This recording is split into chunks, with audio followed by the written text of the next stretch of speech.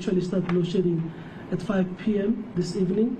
We'll run it throughout the weekend, and primarily the objective is to build the reserves that we relied on quite extensively since the beginning of this week.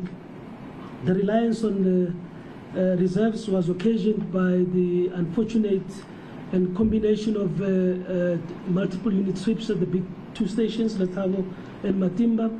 We are well progressed in terms of getting these units back on track, back into operation.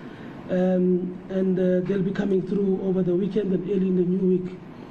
However, what we saw, despite the fact that our unplanned losses are just over 13,000 megawatts, is the fact that come next week, as the demand picks up, we'll not be having any reserves if we do not create some ullage for ourselves over this weekend.